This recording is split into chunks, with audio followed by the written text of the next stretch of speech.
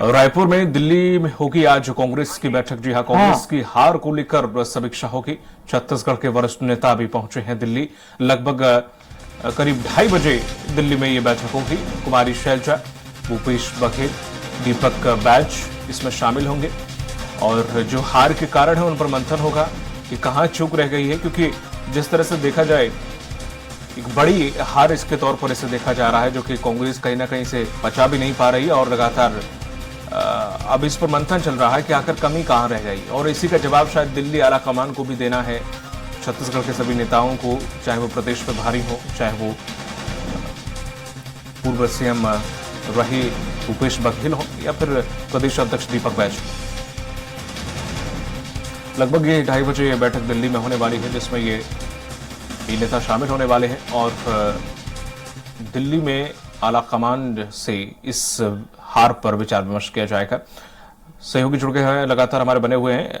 हेमंत, जिस तरह से देखा जाए समीक्षा की जा रही है कि हार कहां हुई है, लोकसभा चुनाव भी है तो समीक्षा भी जरूरी है, जाहिर है, लेकिन अब अन्य नेताएं, चाहे वो अमरजीत भगत हों, अलग अलग तरीके के बयान दे रहे हैं कि गुटबाजी थी, सब एक दूसरे को हराने के चक्कर में हम हारे हैं। तो जाहिर है कि इन सब पे विराम लगेगा और दिल्ली में जाके क्या कुछ जवाब दे सकते हैं, क्योंकि ये पचा देने वाली हार नहीं थी कांग्रेस के लिए।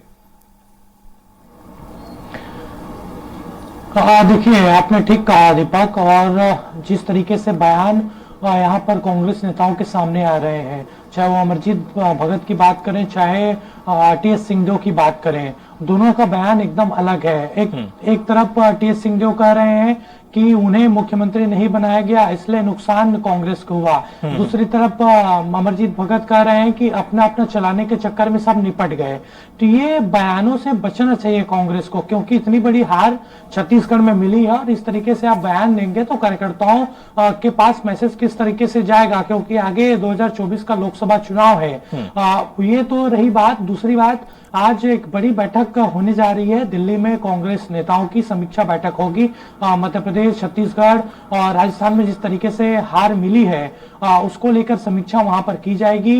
वहां पर मल्लिकार्जुन खड़गे, कांग्रेस के राष्ट्रीय अध्यक्ष, मौजूद रहेंगे, राहुल गांधी, प्रियंका गांधी, सोनिया गांधी, और इसके अलावा छत्तीसगढ़ के नेता भी दिल्ली गए हैं। पीसीसी चीफ दीपक बैज, पूर्व मुख्यमंत्री भूपेश बघेल भी कल देर शाम रवाना हो गए थे।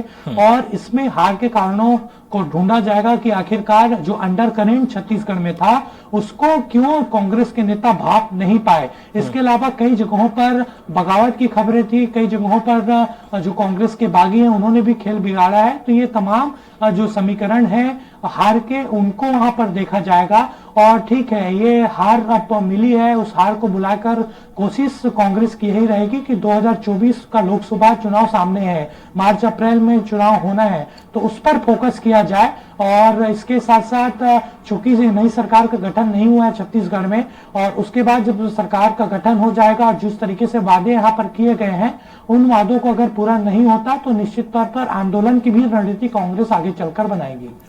बिल्कुल हेमंत, क्या इस बैठक के बाद ये कहा जा सकता है कि संगठन में कुछ फेरबदल देखने को मिले बहुत जल्द?